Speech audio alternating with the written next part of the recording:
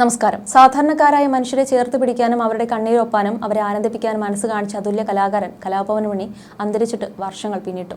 ഇന്നും ജനഹൃദയങ്ങളിൽ മരണമില്ലാതെ തുടരുകയാണ് മണി. താരപരിവേഷമില്ലാതെ ആടിയും പാടിയും ചിരിച്ചും ചിരിപ്പിച്ചും സാധാരണക്കാരനായി മണി ജീവിച്ചു.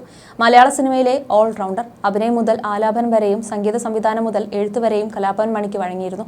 ഇന്നും താരത്തിന്റെ മരണം ഒരു തീരാ ദുഃഖം തന്നെയാണ്. ഇപ്പോഴത്തെ മണിയെക്കുറിച്ചും ദിലീപിനെക്കുറിച്ചും നാദൃശ പറഞ്ഞ ചില വാക്കുകളാണ് വൈറലാകുന്നത്. ഞാൻ മണി ആദ്യമായി കാണുന്നത് കലാഭവന്റെ സ്റ്റേജിൽ പരിപാടി അവതരിപ്പിക്കുന്നതാണ്. അന്ന് കലാഭവൻ, ഹരിശ്രീ ഓസ്കാർ എന്നിങ്ങനെയുള്ള ട്രൂപ്പുകൾ മത്സരബുദ്ധിയോടുകൂടി പരിപാടികൾ ചെയ്യുന്ന സമയമാണ്. മണിയുടെ 1-2 സ്റ്റേജ് പരിപാടികൾ ഞാൻ കണ്ടിരുന്നു. സ്റ്റേജിൽ കായികമായ അഭ്യാസങ്ങളൊക്കെ ചെയ്യുമായിരുന്നു മണി.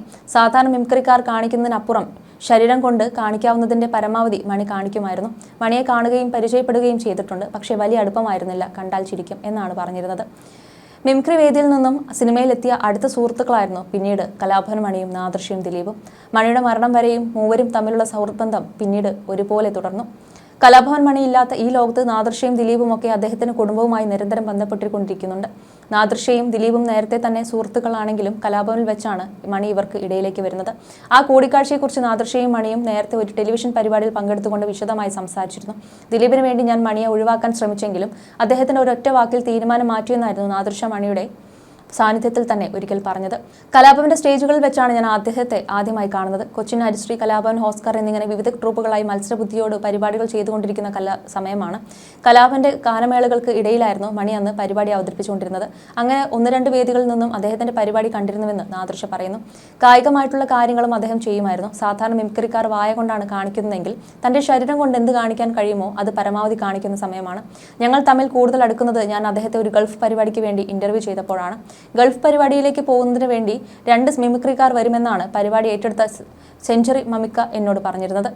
ഒന്ന് ടിനി ടോം ആണ്, മറ്റൊന്ന് കലാഭവനിലുള്ള മണിയാണെന്നും പറഞ്ഞു. 2 പേരെയും എനിക്ക് അറിയാമായിരുന്നു. ആകെ 2 പേരെയാണ് വേണ്ടത്. പക്ഷെ എൻ്റെ കൂടെ ഇപ്പുറത്ത് ദിലീപ് നിൽക്കുന്നുണ്ട്. അവരും ഈ പരിപാടിയിലേക്ക് വരാൻ വേണ്ടി തയ്യാറായി നിൽക്കുകയാണ്. ടിനി ടോമിന് ഓൾറെഡി അവസരം ഉറപ്പാണ്. കലാഭവൻ മണിയെ നോക്കിയിട്ട് അദ്ദേഹം പറ്റില്ലെങ്കിൽ ദിലീപിനെ കൊണ്ടുപോകാമെന്ന് പറഞ്ഞിട്ടുണ്ട്. മണി എൻ്റെ മുന്നിൽ സകല അഭ്യാസങ്ങളും കാണിച്ചു. കുരങ്ങ് നടക്കുന്നതെല്ലാം കാണിച്ചു. എന്നാൽ മനസ്സുകൊണ്ട് ഞാൻ ദിലീപിനെ കൊണ്ടുപോകാൻ പ്ലാൻ ചെയ്ത് വെച്ചിരിക്കുകയാണ്. അതിനെ മണിയെ ഒഴിവാക്കണമായിരുന്നു. അങ്ങനെ ഇരിക്കെയാണ് മണി പറയുന്നത് ഞാൻ ആന നടക്കുന്നത് പോലെ നടക്കുമെന്ന് പറയുന്നത്. ഞാൻ അത് കാണിക്കുമെന്ന് പറഞ്ഞു. ആനയുടെ ബാക്കാണ് കാണിക്കേണ്ടത്. അതിന് ബ്ലാക്ക് പാൻറ് വേണം. എന്നാലേ ആനയുടെ കറക്റ്റ് ഐറ്റം കിട്ടുകയുള്ളൂ. പക്ഷെ അദ്ദേഹം കറുത്ത പാൻറ് എടുത്തിരുന്നില്ല. ഞാൻ അതിൽ പിടിച്ചു കയറാൻ നോക്കിയപ്പോൾ അവൻ പറഞ്ഞത് ഒരൊറ്റ പാൻറ്റേ ഉള്ളൂ, നാളെ പ്രോഗ്രാമിന് പോകാൻ വേണ്ടി അത് കഴുകിയിട്ടിരിക്കുകയാണെന്നായിരുന്നു. ആ വാക്കുകൾ കേട്ട് എൻ്റെ ചങ്ക് തകർന്നുപോയി. ഈ പരിപാടിയിൽ ഞാൻ പങ്കെടുത്തില്ലെങ്കിൽ പോലും കലാഭവൻ മണി ഈ ഗൾഫ് ഷോയിൽ വേണമെന്ന് അപ്പോൾ ഞാൻ തീരുമാനിച്ചു. സിദ്ദീഖിക്ക നയിച്ച ആ പരിപാടിയിലായിരുന്നു കലാഭവൻ മണിയുടെ ആദ്യ വിദേശ യാത്ര. 1 മാസക്കാലം ഞങ്ങൾ ഒരുമിച്ചുണ്ടായിരുന്നു. ആദ്യം വേറെ വേറെ മുറികളിലാണ് താമസം. ആദ്യം ഞാൻ നോക്കിയപ്പോൾ ഓർക്കസ്ട്രക്കാർ കിടക്കുന്ന മുറിയിൽ ഒരു കോണിൽ ഷീറ്റ് വിരിച്ചാണ് അദ്ദേഹം കിടക്കുന്നത്.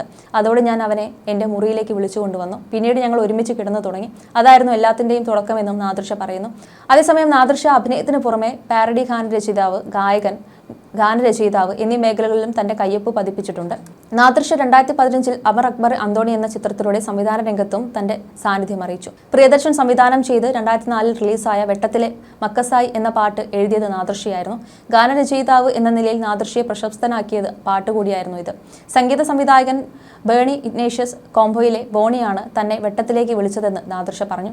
പ്രിയദർശനെ പോലെ ലെജൻഡറി ആയിട്ടുള്ള സംവിധായകന്റെ സിനിമയിൽ പാട്ടെഴുതാൻ പറ്റിയത് തനിക്ക് വലിയ കാര്യമായിരുന്നെന്ന് നാദൃശ കൂട്ടിച്ചേർക്കുന്നു. താൻ എഴുതി കൊടുത്ത പാട്ടിന്റെ ആദ്യ ലൈൻ മാറ്റാൻ ബേണി പറഞ്ഞെന്നും അത് മാറ്റിയ ശേഷം അത് പ്രിയദർശനെ കേൾപ്പിച്ചെന്നും നാദൃശ പറഞ്ഞു. ആ പാട്ട് MG ശ്രീകുമാറും കലാഭവൻ മണിയും പാടാനിരുന്നതാണെന്നും എന്നാൽ താൻ പാടിയത് കേട്ടപ്പോൾ അത് തന്നോട് പാടാൻ പ്രിയദർശൻ പറഞ്ഞെന്നും നാദൃശ കൂട്ടിച്ചേർത്തു. മണിക്ക് ഇക്കാര്യത്തിൽ വിഷമമുണ്ടോ എന്നറിയാൻ വിളിച്ചു ചോദിച്ചെന്നും മണിക്ക് പകരം താനാണ് പാടുന്നതെന്ന് പറഞ്ഞപ്പോൾ മണി സ്നേഹത്തോടെ പിന്മാറിയെന്നും നാദൃശ പറഞ്ഞു. ആ പാട്ടിൽ മണിയുടെ പോർഷൻ അങ്ങനെയാണ് തന്നിലേക്ക് വന്നു ചേർന്നെന്നും പിന്നീട് അവസരങ്ങൾ കിട്ടാൻ ആ പാട്ട് സഹായമായെന്നും നാദൃശ കൂട്ടിച്ചേർത്തു. അമൃത ടിവിയോട് സംസാരിക്കുകയായിരുന്നു നാദൃശ. എനിക്ക് പാട്ടെഴുത്തിൽ ഒരു ഐഡന്റിറ്റി തന്നത് വെട്ടത്തിലെ പാട്ടാണ്. ബേണി ഇഗ്നേഷ്യസിലെ ബോണി ചേട്ടനാണ് എന്നെ വിളിച്ച് ഇങ്ങനെ ഒരു പരിപാടിക്ക് വിളിക്കുന്നത്. പ്രിയദർശൻ സാറിന്റെ പടമാണെന്ന് അറിഞ്ഞപ്പോൾ തന്നെ വേറൊന്നും നോക്കിയില്ല, പാട്ട് എഴുതിയിട്ട് അത് കേൾപ്പിച്ചു. സ്റ്റീഫൻ ദേവസിയൊക്കെ അവിടെ ഉണ്ടായിരുന്നു. ട്യൂണോടുകൂടെ ഞാൻ ആ പാട്ട് പാടി. ഇപ്പോൾ കേൾക്കുന്ന പോലെ ആയിരുന്നില്ല ആ പാട്ട് ആദ്യം എഴുതിയത്. ഫോർട്ട് കൊച്ചിയിൽ ഐസ് കട്ടയ്ക്ക് പെയിന്റ് അടിക്കണ ചങ്ങായി എന്നായിരുന്നു ആദ്യത്തെ വേർഷൻ. വേണിച്ചേട്ടൻ പറഞ്ഞിട്ടാണ് ഇപ്പോഴുള്ള രീതിയിലേക്ക് മാറ്റിയത്. ഞാൻ പാടിയത് കേട്ടപ്പോൾ പ്രിയൻ സാറിന് ഓക്കെ ആയി. ആ പാട്ട് ആദ്യം പാടാനിരുന്നത് MG ശ്രീകുമാറും മണിയുമായിരുന്നു. മണിയുടെ പോർഷൻ എന്നോട് പാടാൻ പ്രിയൻ സാർ പറഞ്ഞു. മണിക്ക് ഇതിൽ പ്രശ്നമുണ്ടോ എന്നറിയാൻ അവനെ വിളിച്ചു ചോദിച്ചു. അവന് പകരം ഞാനാണ് പാടുന്നതെന്നറിഞ്ഞപ്പോൾ സ്നേഹത്തോടെയാണ് അവൻ പിന്മാറിയത്. ഇന്നും ആ പാട്ട് ഓർക്കുമ്പോൾ മണിയുടെ മുഖമാണ് എൻ്റെ മനസ്സിൽ വരുന്നതെന്നും നാദൃശ പറയുകയുണ്ടായി. അതേസമയം തന്നെ കലാഭവൻ മണി തങ്ങളുടെ ധൈര്യമായിരുന്നുവെന്നും അദ്ദേഹം കൂടെയുള്ളത് സുഹൃത്തെന്ന നിലയിൽ ഞങ്ങൾക്ക് ആത്മവിശ്വാസം നൽകുന്ന കാര്യമായിരുന്നെന്നും നാദൃശ കൂട്ടിച്ചേർക്കുന്നു. താനും കലാഭവൻ മണിയും ഹരിശ്രീ അശോകനും സലീം കുമാറും ദിലീപും നിരവധി സ്ഥലങ്ങളിൽ പരിപാടി അവതരിപ്പിക്കാൻ പോയിട്ടുണ്ടെന്നും മണി കൂടെയുള്ളപ്പോൾ ബലത്തിന് ഒരാളുണ്ടെന്ന തോന്നലുണ്ടായിരുന്നുവെന്നും നാദൃശ പറഞ്ഞു. ഞങ്ങളുടെ ധൈര്യമായിരുന്നു മണി. ശരിക്കും അവൻ ഉള്ളത് ഞങ്ങൾ സുഹൃത്തുക്കൾക്ക് ഒരു ആത്മവിശ്വാസം നൽകുന്ന കാര്യമായിരുന്നു. ഞാനും അശോകേട്ടനും സലീമും ദിലീപും മണിയുമായിരുന്നു ടീം. ഞങ്ങൾ എല്ലാവരും കൂടി കുറേ സ്ഥലത്ത് സ്റ്റേജ് പരിപാടിയൊക്കെ പോകുമായിരുന്നു.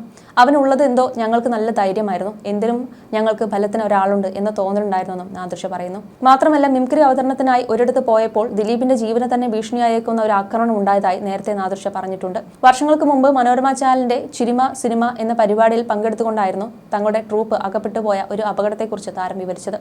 ദിലീപ് എന്ന് പറയുന്ന ഈ വ്യക്തി നമുക്ക് ചിന്തിക്കാൻ പറ്റാത്ത അവസ്ഥയിലായി പോകേണ്ട ഒരു സാഹചര്യം ഉണ്ടായിരുന്നു. ചെമ്മാട് ഒരു പരിപാടി അവതരിപ്പിച്ചപ്പോൾ ചെറിയ വിഷയമുണ്ടായി. അവിടുത്തെ 2 രാഷ്ട്രീയ വിഭാഗങ്ങൾ തമ്മിലുള്ള പ്രശ്നമായിരുന്നു. പരിപാടിയൊക്കെ ഗംഭീരമായി അവസാനിപ്പിച്ചപ്പോൾ എതിർ രാഷ്ട്രീയ പാർട്ടിക്കാർ പോലീസിന്റെ കൂടെ പിന്തുണയോടെ നമ്മുടെ കലാകാരന്മാരെ ആക്രമിക്കുകയായിരുന്നെന്നും നാദൃശ പറഞ്ഞു. അങ്ങോട്ടും ഇങ്ങോട്ടും വലിയ അടിയായി. ഒടുവിൽ എല്ലാവരും തിരിച്ച് വാഹനത്തിൽ കയറി പോകാൻ നോക്കുകയാണ്. ദിലീപ് ഇരിക്കുന്ന ഡ്രൈവർ സീറ്റിന്റെ തൊട്ട് എതിർവശത്തുള്ള സീറ്റിലാണ്. സീറ്റിൽ വെച്ചിരിക്കുന്ന ജുബ്ബ കാണുന്നില്ലെന്ന് പറഞ്ഞ് ദിലീപ് ഒന്ന് കുനിഞ്ഞു. ആ സമയത്താണ് ഒരു ഇഷ്ടിക വണ്ടിയുടെ ഗ്ലാസും തകർത്തുകൊണ്ട് വന്ന് സീറ്റിന്റെ ഹെഡ് റെസ്റ്റിൽ ഇടിക്കുന്നത്. സീറ്റ് വരെ തുളഞ്ഞുപോയി. ദിലീപ് അങ്ങനെ തന്നെ ഇരിക്കുകയാണെങ്കിൽ കറക്റ്റ് മുഖത്ത് വന്ന് പതിക്കേണ്ടതായിരുന്നു. ആ സമയത്ത് കുനിയാൻ തോന്നിയതുകൊണ്ട് രക്ഷപ്പെട്ടതാണെന്നും നാദൃശ പറഞ്ഞു. ദിലീപിന്റെയും സംവിധായകൻ സിദ്ദീഖിന്റെയും സാന്നിധ്യത്തിലായിരുന്നു നാദൃശ ഈ കഥ ഓർത്തത്. ഇതോടെ സമാനമായ രീതിയിലുള്ള ഒരു അനുഭവം തങ്ങളുടെ മിമിക്രി കാലത്തും ഉണ്ടായതായി സിദ്ദീഖ് പറഞ്ഞു.